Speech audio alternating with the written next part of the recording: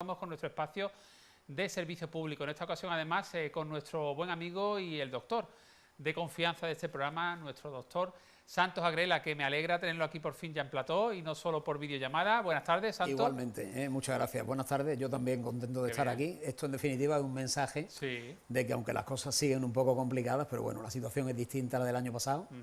Y yo confío que poco a poco vayamos saliendo, ¿no? Eso es, siempre con mucha cautela y fijaros que, bueno, también conservando esa distancia por supuesto que requiere, porque si no tendríamos que tener la mascarilla. Hablaremos de la actualidad COVID, pero también vamos a hablar de otros temas relacionados con la salud en este espacio que ponemos a vuestra disposición cada semana con distintos profesionales, ¿no? Y hoy pues con nuestro doctor Santos Agrela. Vamos a hablar de queratosis, ¿no? Santos, cuando hablamos de queratosis, ¿a qué tipo de manchas de piel nos referimos exactamente?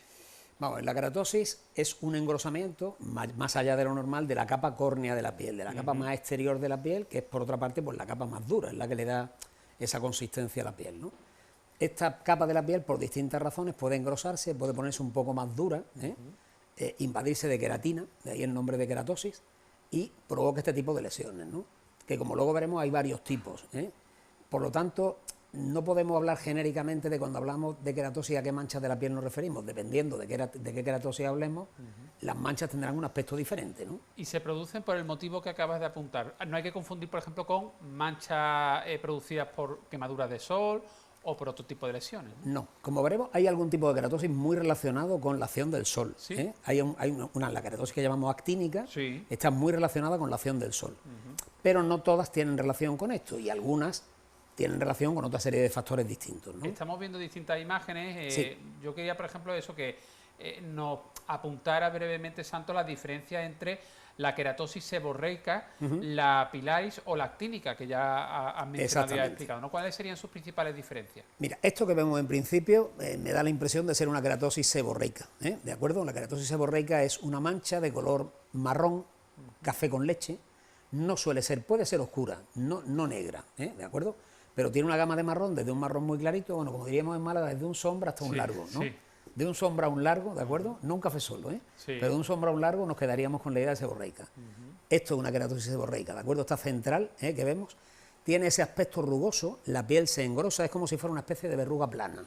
Eso te iba a decir, ¿cómo se diferencia con respecto a la verruga? Bueno, es que hay veces que hablamos de verrugas seborreicas, son lesiones muy parecidas, ¿no?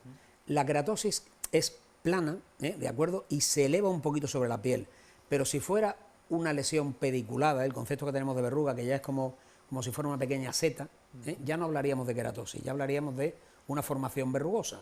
Hay muchos. La verruga, digamos que tiene más consistencia, ¿no? Es como más durita, se puede... Es como si fuera una seta, es decir, la verruga crece sobre la superficie de la piel y forma como una especie de, un granito, como si fuera, imaginemos una lenteja o un garbancito pequeño en la piel. Pues eso sería una verruga. La queratosis seborreica sería plana, sería manteniendo el aspecto de la piel, que es plano, ligeramente sobrelevada y además de consistencia rasposa. Una característica muy importante que tiene es que al tacto la suavidad de la piel al llegar a la queratosis se pierde, se convierte en una superficie que raspa un poquito, como más dura, y al rebasarla y llegar otra vez a la piel sana, a la piel sin lesión, vuelve a recuperarse la suavidad habitual de la piel, ¿de acuerdo? Santo, eso con respecto a la verruga, ¿no? La queratosis. A la seborreica. Y a la seborreica. Y con respecto a, por ejemplo, un precáncer en la piel, un tumor, ¿habría también que diferenciar? Vamos a ver, si hablamos de queratosis actínica, hablamos de una circunstancia distinta. La queratosis actínica sí puede acabar desembocando en una lesión de tipo tumoral. Porque hablamos ahí de la acción solar, ¿no? De la efectivamente. Sale en zonas habitualmente expuestas al sol, muy típico, como hemos visto antes, en el cuero cabelludo, en las personas que hemos perdido el pelo, y entonces esa acción solar acaba produciendo alteraciones en la piel. Tiene un aspecto distinto, la queratosis actínica es más blanquecina, se descama. La queratosis seborreica puede desprenderse y dejar como una manchita de color café con leche habitualmente, que ya no tiene elevación sobre la piel. A veces no vuelve a salir la queratosis y a veces sobre esa manchita vuelve a salir la queratosis. Esto no tiene ninguna importancia. La actínica lo que tiene es como una especie de caspa blanca, se va descamando, suelta como una caspita blanca. Entonces, si alguien tiene una lesión de estas características en una zona habitualmente expuesta al sol, pues en la cara, en el cuero cabelludo, etcétera, debe consultarlo. Y en el caso, por ejemplo, de la queratosis seborreica, que quizás sea de las más comunes, La ¿no? más común. ¿Hay tratamiento? No, vamos a ver, lo primero que hay que hacer es que no hay que tratarla, no hay que quitarla. La queratosis seborreica es una lesión absolutamente benigna. En muchos casos se cae. Se cae, como te digo, se desprende, deja una manchita de café con leche, puede volver a salir o no, ¿de acuerdo? Pero siempre, en cualquier caso, si es una queratosis seborreica, o sea, lo que sí tenemos que asegurarnos es de que sea una queratosis seborreica. Se diagnostica viéndola y tocándola, no hace falta hacer ninguna prueba ni... El mismo doctor de atención primaria puede... Efectivamente, habitualmente el médico de familia tiene capacidad para diagnosticar una queratosis seborreica, solo la derivará al dermatólogo en caso de duda, en caso de que por alguna razón, por el color, porque tenga alguna irregularidad, alguna escotadura, etcétera, quepa una duda razonable de que no sea una queratosis o que una parte al menos de la lesión no corresponda con una queratosis. Pero si es una queratosis típica, que es el 95%, se diagnostica fácilmente y se diagnostica viéndola, no hay que hacer nada más. En este caso es una lesión de carácter estético exclusivamente y por tanto lo recomendable es no tocarla, no hay que quitarla, solamente si es muy grande, está en un sitio de roce, pues lo típico de que coincida con el cinturón, en el caso de las mujeres en la zona en que abrocha el sujetador, que claro, pues ese roce puede hacer que sea molesta o que en algún momento determinado sangre. Si no, en principio lo recomendable es no tocarla, ¿de acuerdo? O sea, que preferible no operar. No tocarla. Y si ya por cuestión, porque si es verdad que a lo mejor hay casos de personas que le salen mucha queratosis seborreica en la espalda, y a nivel estético a lo mejor incluso, no sé, si se sienten a lo mejor incómodos, violentos ir a una piscina, una playa. En ese caso, por ejemplo, es operable. Entiendo que el tratamiento habitual sería quemándola. Quemándola. ¿Y eso lo cubre la Seguridad Social o tendría que ir por lo privado? En principio no, salvo que origine algún problema más allá del estético. Es decir, la Seguridad Social, como sabemos, no cubre lesiones de carácter estético. Sí cubre quitar una queratosis seborreica, si tiene una localización, no que afecte solamente a la estética, sino que puede originar algún tipo de problema. Y el tratamiento es quemándola con frío, con nitrógeno líquido. Se produce una quemadura sobre la lesión y al cabo del tiempo esa zona quemada de la piel se desprende sola. Y no hay que hacer nada más. Hablemos ahora de la gripe. Ya ha comenzado la campaña de vacunación de la gripe y sí que nos llegan pues testimonios y casos de personas que están un poco extrañadas con respecto a años anteriores porque, no sé si es que la vacunación ha comenzado un poquito más tarde con el tema del COVID, pero están habiendo casos de gripe pues muy duraderas, ¿no? De casos a lo mejor que incluso más de una semana con gripe y además con el cuerpo muy débil. Eso lo estáis hablando los doctores aquí en Andalucía, en Málaga, se estaba... Sí, verás, gripe. Como tal gripe, de momento hay muy poca. Pocos casos. Muy poca. O sea que no estamos ante un pico ni un... No. Lo que sí estamos viendo es cuadros catarrales, catarro común, como toda la vida hemos visto. Es decir, que es que, claro, hemos tenido esta situación con el COVID y el año pasado es cierto que con el uso masivo de la mascarilla hubo muy poca gripe, es que prácticamente no hubo gripe. Y entonces, claro, ha habido un momento en que parecía que la única posibilidad de tener una infección respiratoria era tener un COVID. Claro, ahora, entre que el COVID ha bajado un poco y, por tanto, al bajar un poco, otros gérmenes, en general virus, invaden su espacio ecológico, lo invaden y, por tanto, ocupan ese huequecito que va dejando el COVID. Entre eso y que ya el uso de la mascarilla no es tan masivo como era el año pasado en los picos estos terribles que tuvimos, pues estamos empezando a ver otros cuadros catarrales. Fíjate, el test que hacemos ahora, el test rápido que hacemos ahora para COVID, no solamente ve si una persona tiene COVID o no, sino también ve si tiene gripe A o gripe B. Es decir, que tenemos un medio rápido de poder diferenciar con certeza, no por la clínica, sino por una prueba, si esa persona tiene COVID, tiene gripe A o gripe B. Y no estamos viendo casos de gripe. Estos catarros duraderos son catarros comunes. Es verdad que está habiendo catarros porque, de hecho, tenemos muchos pacientes a los que le hacemos la prueba del COVID porque tienen un cuadro de un catarro abigarrado, con fiebre, con todo, y no sale negativa. Con lo cual quiere decir que hay otra serie de virus catarrales, otros tipos de coronavirus, que los lleva viendo muchos años, que producen catarro común, catarros en general que afectan a vías respiratorias, virus en general que afectan a vías respiratorias, y están produciendo estos cuadros. ¿Y estos catarros pueden producir, por ejemplo, fiebre alta? Sí, de hecho ya te digo... una semana a lo mejor de cuerpo con agotamiento... Totalmente. De hecho ya te digo que estamos viendo casos de pacientes que inicialmente pensamos en la posibilidad de que tengan un COVID, porque son pacientes con fiebre por encima de 38, con un cuadro catarral importante, con tos, y la prueba resulta negativa. En estos casos, además, si el test de antígeno resulta negativo, si la clínica es típica, como norma general, se le hace una PCR, es decir, que no nos conformamos con hacer un test de antígeno y ya está, sino que si el test de antígeno es negativo y la clínica es muy típica de COVID, hacemos una PCR y también sale negativa. Con lo cual... Pues que nadie se asuste si tiene un catarro, en plan, bueno, simplemente que vaya a su médico. Hay que ir, conviene, si son síntomas típicos, hacer la prueba del COVID, porque conlleva, como sabemos, una serie de actuaciones posteriores en cuanto a aislamiento del paciente, vigilancia de los contactos, etcétera, pero en principio hay muchos cuadros que no son COVID. ¿Y cómo va la vacunación? ¿Están pidiendo citas nuestros mayores para vacunarse? Sí. Estamos, como sabes, de momento vacunando a mayores de 65 y personas con riesgo. Ahora mismo tenemos, porque estamos haciendo concomitantemente la vacuna de gripe para personas mayores de 65 y personas que tienen riesgo, los grupos de riesgo de siempre, enfermos de cardíacos, pulmonares, etcétera, y a aquellas personas que tienen más de 70 años, al mismo tiempo le ofrecemos la tercera dosis del COVID, ¿vale? Vacunaremos al otro grupo de riesgo, que es el grupo de riesgo de los pacientes que la indicación que tienen es por convivir con pacientes de riesgo, es decir, aquellas personas que aun no teniendo ellos ninguna enfermedad que les aconseje ponerse la vacuna de la gripe, por ser convivientes de mayores de 65 o de personas que tienen especial riesgo, se recomienda que se vacunen. Con este grupo empezaremos en diciembre, ¿de acuerdo? Durante el mes de noviembre seguiremos vacunando a grupos de riesgo y mayores de 65 y los convivientes empezaremos en diciembre. Y la vacunación va a buen ritmo, es decir, hay una demanda, yo diría que incluso quizá un poquito superior a años anteriores al COVID. Sí. Ajá.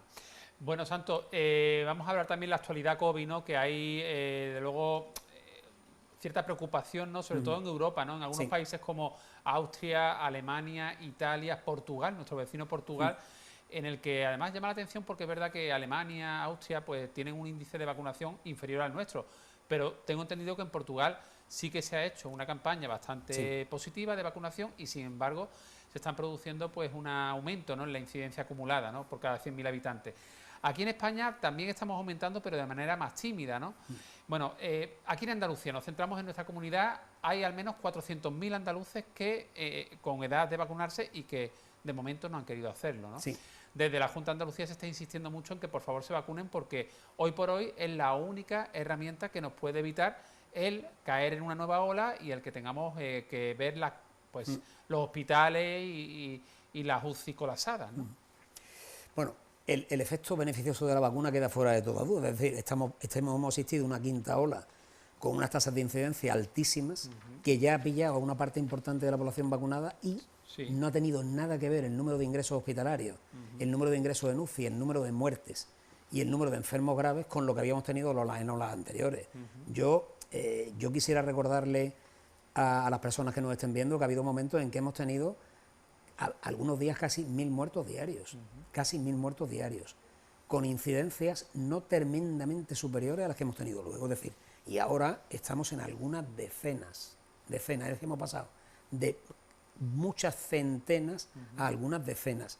No hay otra explicación más que la vacuna. Entonces 30 fallecidos, por ejemplo, ayer en España, frente a los 1.000 que hemos llegado a tener. Entonces, claro, es que la vacuna claramente es la responsable de esos datos, dentro de que hay que lamentar esos 30 fallecimientos, pero distan mucho de esos casi 1.000 fallecidos. Claro, luego fíjate, hay otro dato relevante. En pacientes que ingresan en el hospital y por tanto tienen enfermedad grave, teniendo en cuenta que estamos en una tasa de vacunación superior al 80%, es decir, hay un 20% de no vacunados y un 80% de vacunados, en la edad, digamos, en la que ha habido indicación de vacunar, en los pacientes que ingresan en el hospital hay casi un 70% no vacunados. Es decir, que un 20% de personas que no tienen vacuna suponen el 70% de los enfermos graves. Eso quiere decir que de los vacunados, solamente un 20% tienen enfermedad grave. Y si llegamos a UCI, todavía se abre más el abismo. Esto es súper importante recalcarlo porque aquí en Málaga, por centrarnos también en nuestra provincia, pues hay un dato que resulta, la verdad, que escalofriante, ¿no? Y por favor, a ver si cambiamos un poquito el chip. En Málaga, más de 24.000 malagueños se declaran negacionistas de la vacuna del COVID. Representan en torno al 12% de los 203.000 malagueños de 12 años, de más de 12 años, que aún no se han vacunado. Pues la explicación de nuestro colaborador, el doctor Santos Agrela, yo creo que a ver si cambiamos un poco ese negacionismo, ¿no? Porque las pruebas están ahí. Efectivamente. Tendríamos que decir también que circula. Internet es una herramienta excelente, pero al mismo tiempo terrible, ¿no? Entonces circula una cantidad de información falsa respecto a todo, porque sabemos que los fake news es... Pero en concreto respecto a la vacuna del COVID, circula una cantidad de información falsa terrorífica. Últimamente circula un supuesto informe científico de que las vacunas del COVID contienen grafenos, cosa que es absolutamente falsa. Y bueno, y hay personas que le dan más credibilidad a este informe que a otra serie de informes que son mucho más rigurosos, al consejo del médico. No lo puedo entender. Es decir, yo entiendo que en un caso de duda razonable, eso no quiere decir que la vacuna del COVID tenga un riesgo cero de efectos secundarios. Nunca hemos dicho eso. Nunca hemos dicho eso. Pero tampoco tiene un riesgo cero de efectos secundarios tomarse un paracetamol ni cruzar la calle. Es decir, señores, no crucen la calle porque en un momento determinado viene el camión de la basura y los mata. Claro. Entonces vivir entraña también en un un momento riesgo, dado morir. un riesgo. Es decir, el único requisito imprescindible para poder morirse es estar vivo. Claro. Entonces, claro que hay un cierto riesgo de efectos secundarios, mínimo. Son más los beneficios que nos en aporta que el mínimo riesgo comparación conlleva. con contraer el COVID, ¿no? Y luego además, hombre, hay que pensar no solo en uno mismo, ¿no? Sino en el acto de insolidaridad social que supone no vacunarse y arriesgar a aquellas personas con las que convives más de lo que podrían arriesgarse, ¿no? Nos quedan 4 minutitos, pero me gustaría compartirlo con nuestro invitado colaborador, con Santos Agrela, el doctor Santos Agrela, pues para reflexionar sobre algunos apuntes, yo creo que importantes, ¿no? Que no se queden en el tintero. Por ejemplo, el lunes, ¿no? El lunes Sí. en Andalucía se anuncia que comenzará la tercera dosis para mayores de 60 años y al personal sanitario y sociosanitario. Sí. Yo creo que un importante avance. Por otro lado, también hoy se ha dado a conocer un estudio que, en cuanto a la eficacia de la vacuna, ya se nos apuntó algo, pero parece que ya está más demostrado que a los 4 meses esa eficacia baja al 59%, con lo cual todo apunta a que cada vez va a ser más necesaria esa tercera dosis de refuerzo prácticamente para toda la población. Lo que pasa es que se va paulatinamente ampliando. Yo pienso, es decir, no tengo ahora mismo un dato científicamente validado para poder decir con rotundidad que se va a poner la tercera dosis a toda la población, pero pienso que poco a poco efectivamente se va a ir ampliando a sectores más amplios de población. Hay que decir que esa eficacia baja un 51% en la presencia de anticuerpos, Sí. no en la inmunidad celular. Es decir, hay muy pocas enfermedades que, aun contrayéndolas de forma natural, mantengan anticuerpos en sangre toda la vida. Lo que mantenemos es un recuerdo, lo que llamamos inmunidad celular, que es que tenemos unas células que son los glóbulos blancos, que algunas de ellas están especializadas en esto, y hay una especie de policía sanguínea que se encarga de detectar cuando hay un antígeno. Y esos leucocitos o glóbulos blancos sí son capaces de recordar que ese antígeno era algo que nos perjudicaba. Y entonces dar orden de que se actúe contra él. O bien volviendo a fabricar anticuerpos, o bien porque hay otros glóbulos blancos que se llaman los macrófagos, que se encargan de comerse el virus en cuestión. O sea, que estamos más protegidos de lo que pensamos, a pesar de que vaya transcurriendo los meses de la segunda dosis, ¿no? Efectivamente. Esto no quita que, evidentemente, especialmente a personas de edad avanzada, Sí. personas, como bien sabes, empezamos primero vacunando a los inmunosuprimidos. Sí. Porque, claro, estas personas es que tienen incluso más, sabemos que hay inmunodeprimidos que, a pesar de ponerse una tercera dosis, no llegan a generar anticuerpos, porque su sistema inmunitario tiene una respuesta muy pobre, ¿eh? Y luego sabemos que las personas, conforme van teniendo más edad, su sistema inmunitario, pues igual que las piernas, oye, no están tan alegres como cuando tienes 20 Sí. años y no eres capaz de correr, Sí. pues el sistema inmunitario responde un poquito más lento. Y a esto, evidentemente, la tercera dosis es un empujoncito, ¿eh? Pero yo ahora mismo, aparte de, por supuesto, animar a todo el mundo, a ponérsela a todo el mundo que tenga indicación, animaría a estas personas que tú has hecho antes referencia, que no están vacunadas. ¿no? Por lo Es menos una los cifra animaría. importante en Málaga, 24.000 malagueños se declaran negacionistas y que por nada del mundo se van a vacunar. Y en Málaga tenemos con una población, digamos, de más de 12 años, pues 203.000 malagueños sin todavía vacuna. Es una cifra alta todavía. Es una cifra alta. Yo les pediría, por favor, que al menos reflexionaran, ¿eh? Yo creo que cualquier decisión es respetable, ¿eh? Los médicos, por definición, tenemos que ser muy respetuosos con la autonomía del paciente, con lo que el paciente quiere para él mismo. Durante muchos siglos, no años, siglos, el médico le ha impuesto al paciente lo que tenía que hacer, ¿no? Esto ha pasado en la historia. El médico ahora es un consejero, pero no es el que tiene que tomar la decisión. La decisión tiene que tomarla el paciente en base al consejo del experto. Por tanto, yo lo que les pediría es que reflexionaran. Si en un proceso de reflexión razonable deciden no ponérsela, Sí. lo vamos a respetar. Sí, pero entonces que por favor esos 203.000 malagueños no vayan a un cine, no vayan a una magna o no vayan Sí, que nos respeten al estadio de Sevilla a ver a la selección. Sí, y sobre todo Y se que quiten la mascarilla, que claro, se ha visto, que vi por el partido supuesto. de la selección y estaban la mayoría sin mascarilla. Tremendo. Y por supuesto que la fuente de información no puede ser lo que cuelga alguien que muchas veces ni siquiera da su propia imagen y su propio nombre, sino que tiene un avatar inventado con un supuesto informe sin ningún tipo de rigor. Eso no puede ser la fuente de información. Realmente analicemos la fuente de la información que nos está llegando. Claro, la pregunta sería, si esta persona tuviera un cáncer de próstata, para elegir entre operarse, quitarse la próstata, darse radioterapia externa o ponerse una radioterapia interna en la próstata, ¿recurriría a un informe de internet que no sabe quién lo ha colgado? No lo creo. Esta es la pregunta. Pues que hagan el mismo proceso reflexivo de cara a la vacuna, ¿de acuerdo? Pues ya fuera de tiempo, un último apunte, que también en cuanto a dosis de refuerzo, recordamos todo que la vacuna de Janssen era solo una dosis.